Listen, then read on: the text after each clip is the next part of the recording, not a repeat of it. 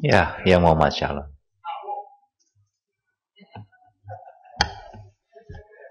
Terima kasih Datuk Seri Dr. Tuan Speaker. Saya 30 minit juga ya. Sebelum saya sebut apa-apa, saya nak sebut je lah yang bahagian serai ni, kalau kiranya Kerajaan Barisan Nasional dan Yang Amat Berhormat Perdana Menteri kekal dengan cadangan yang asal, tak tarik balik GST atas ubat-ubatan, tak tarik balik GST atas minyak, petrol dan diesel, dia hujah dia sama juga, sokong juga. Dari segi minyak Malaysia ni memanglah grade-nya tinggi, harganya pun tinggi. Maka bila kita jual satu barrel minyak kita dan kita beli pula minyak daripada Timur Tengah, kita jual satu barrel, kita dapat balik satu barrel, kita dapat 10 US dollar tambahan. Maknanya kita dapat minyak dan kita dapat duit. Kerana kualiti kita tinggi. Tapi malangnya, dalam keadaan yang sebegitu sekalipun, kita tak dapat menikmati kekayaan negara dengan cara yang adil. Ya? Yang berhormat Datuk Seri Dr. Speaker, sebelum saya memulakan perbahasan mengenai kandungan bajet 2015, saya ingin tegur sedikit beberapa perkara yang telah disebut oleh Yang Amat Berhormat Perdana Menteri dalam pembentangan beliau tempoh hari. Ini pad yang baru. Ya. Slow sikit. Atas usaha untuk berlakunya, atas usaha untuk mempertahankan pelaksanaan GST secara yang terlalu gairah, telah seolah-olah berlakunya silap mata dalam ucapan Yang Amat Berhormat Perdana Menteri sendiri, sehingga matematik yang mudah menjadi sukar. Ya. Dalam ucapan Yang Amat Berhormat Perdana Menteri, beliau menyebut bahawa kutipan GST akan menghasilkan pendapatan sebanyak ringgit Malaysia 23.2 bilion. Yang Amat Berhormat Perdana Menteri menyebut bahawa jumlah ini adalah termasuk ringgit Malaysia 3.8 bilion dari perkara-perkara yang telah dikecualikan pada saat-saat terakhir, maka ianya perlu ditolak dari jumlah 23.2 bilion tersebut. Seterusnya, beliau menyebut berhubung kehilangan ringgit Malaysia 13.8 bilion kerana SST ditamatkan. Dan saya quote ya, di sini, apa yang disebut oleh Yang Amat Berhormat Perdana Menteri. Quote,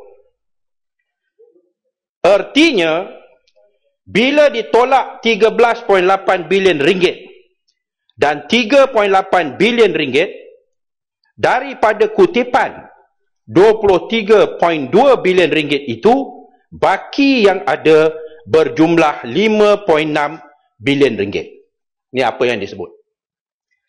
Yang saya nak tanya, kenapa perlu dikurangkan ringgit Malaysia 13.8 bilion ini dari kutipan GST? Sememangnya ketiadaan kutipan SST tidak mengurangkan jumlah kutipan GST yang diperolehi kerajaan. Bagi saya, ini adalah hasil kegairahan untuk cari hujah dan alasan untuk mempertahankan kutipan GST. Nasib baik, dalam usaha nak tutup jumlah sebenar sumbangan GST kepada pendapatan kerajaan, tidak juga dikurangkan sekali. cukai, CGT dan inheritance tax yang tidak dikutip. Kalau ditolak juga CGT dan inheritance tax dari kutipan GST atas alasan ianya tidak dikutip, maka akhirnya kerajaan akan berhujah kesan kutipan GST akan menyebabkan kerajaan terhutang. Ya? Sebenarnya susunan ayat silap mata disusun sebegitu rupa untuk memberikan gambaran bahawa sumbangan GST tidak seberapa. Ini terbukti apabila dibaca perenggan seterusnya yang mendedahkan bahawa apabila ditolak pula pakej bantuan kepada rakyat sebanyak ringgit Malaysia 4.9 bilion, maka hasil bersih kutipan GST hanya 690 juta. Datuk Seri Speaker. Hakikatnya, kerajaan mengutip ringgit Malaysia 19.4 bilion melalui GST. Berbanding ringgit Malaysia 13.8 bilion melalui SST, iaitu pertambahan sebanyak RM5.6 bilion. Dan pertambahan 5.6 bilion ini adalah sumbangan tambahan kutipan cukai GST, iaitu cukai yang tidak mengenali miskin dan kaya, dan bukan hanya 690 juta. Saya khawatir usaha untuk memperkecilkan jumlah sumbangan GST bertujuan untuk memberi alasan untuk menaikkan kadar GST pada tahun-tahun akan datang. Kalau 6%, baru je 690 yang kita dapat. Ya? Maka untuk tahun depan, dinaikkan lagi. Kedua, tindakan pengecualian jualan minyak dan beberapa perkara lain dari GST pada saat terakhir adalah pengakuan jelas bahawa GST membebankan rakyat. Kalau tak ada kesan pada harga barang, pada kos kehidupan seperti mana yang didakwa oleh Bagan Serai, kenapa tak terus dikenakan? Tak ada kesan. Kenakan je lah. Dapat pendapatan tambahan sebanyak ringgit Malaysia 3.8 bilion.